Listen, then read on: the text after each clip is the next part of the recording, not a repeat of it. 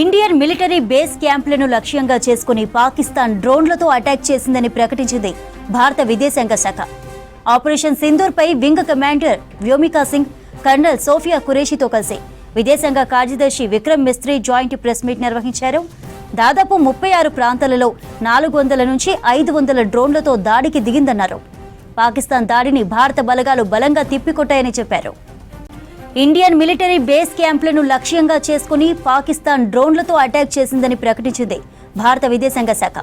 Operation Sindoor పై wing commander Vyomika Singh, colonel Sofia ఖురేషితో కలిసి విదేశాంగ కార్యదర్శి Vikram Misri joint press meet నిర్వహించారు. దాదాపు 36 ప్రాంతాలలో 400 నుంచి 500 డ్రోన్లతో దాడికి దిగిందన్నారు. పాకిస్తాన్ దాడిని భారత బలగాలు బలంగా తిప్పికొట్టాయని చెప్పారు.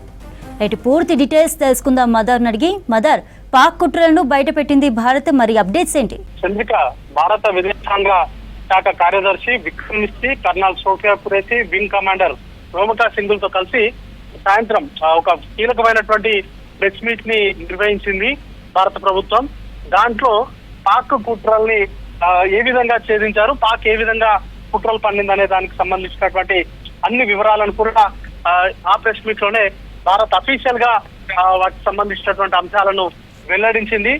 భారత్ సంబంధించి సరిహద్దు ప్రాంతాలను లక్ష్యంగా చేసుకొని గురువారం రాత్రి, అంటే నిన్న రాత్రి సుమారు 300 నుంచి 400 వరకు డ్రోన్లతోటి పాక్ దుశ్చర్యకు దాడికి పాల్పడింది. వాటన్నింటినీ కూడా భారత్ సంబంధించినటువంటి S-400 సుదర్శన్ చక్ర మిసైల్స్ సంబంధించినటువంటి డిఫెన్స్ వ్యవస్థతోటి వాటన్నిటినీ కూడా భారత్ కూల్చివేసింది. వాటితో పాటు సుమారు 36 ప్రాంతాల్లో, అది కూడా లే లదాఖ్ నుంచి సర్క్రిక్ సంబంధించినటువంటి ఏరియా వరకు ఉన్నటువంటి 36 ప్రాంతాల్లో చొరబాట్లకి పాకిస్తాన్ పాల్పడేటువంటి ప్రయత్నం చేసింది. చొరబాట్ల ద్వారా భారత్ లోకి చొరబడి ఇక్కడ విధ్వంసం సృష్టించాలనేది పాకిస్తాన్ యొక్క కుట్ర.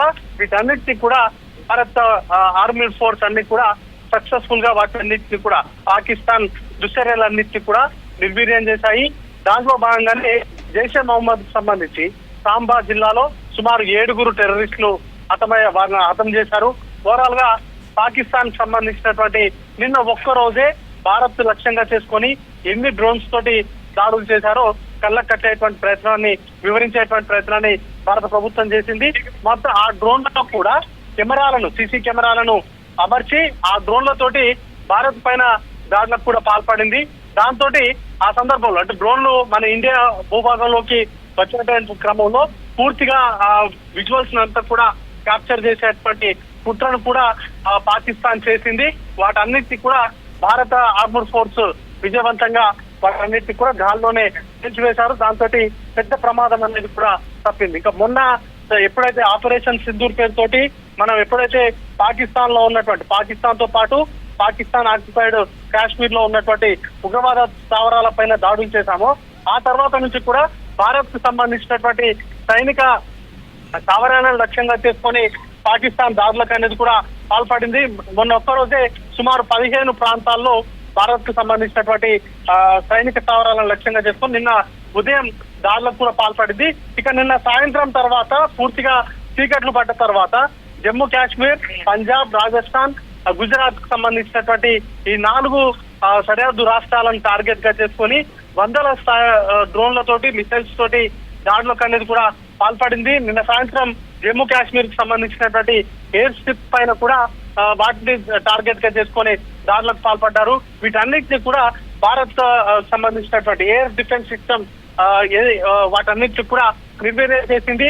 ఏ ఒక్క ప్రయత్నాన్ని కూడా విజయవంతం కానివ్వలేదు.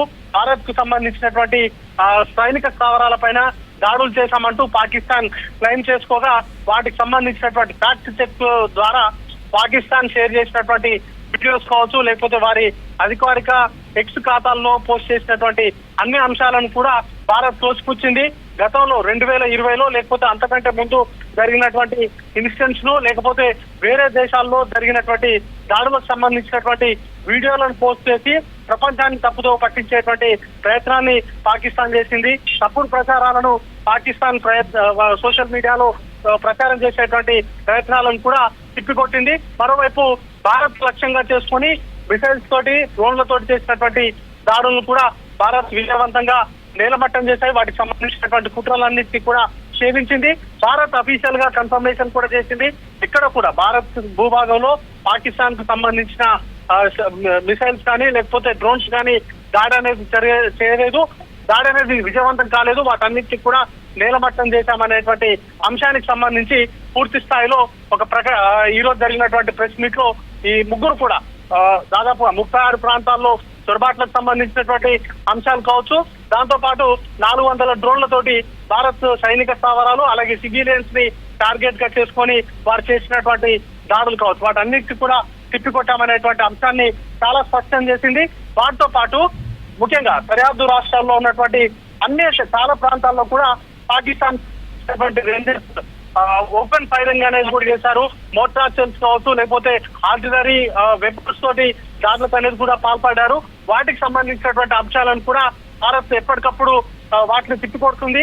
కానీ సామాన్యులు ఎక్కువగా వాటికి సంబంధించి ఇబ్బందులు పడుతున్నారు. వాటికి సంబంధించి మరణించినటువంటి ఘటనలు కూడా ఉన్నాయి. వాటిని ఎదుర్కోవడానికి పైన ప్రస్తుతానికి అయితే భారత్ ఫోకస్ చేసింది. సరిహద్దు రాష్ట్రాల్లో ఉన్నటువంటి సరిహద్దు ప్రాంతాల్లో ఉన్నటువంటి ప్రజలను సురక్షిత ప్రాంతాలకు తరలించడం, అలాగే పాకిస్తాన్ దేశం పైన చేసేటువంటి దాడులను తిప్పికొడుతూనే పాకిస్తాన్ పైన కూడా భారత్ ప్రతిదాడులకు కూడా పాల్పడుతా ఉంది. చంద్రిక.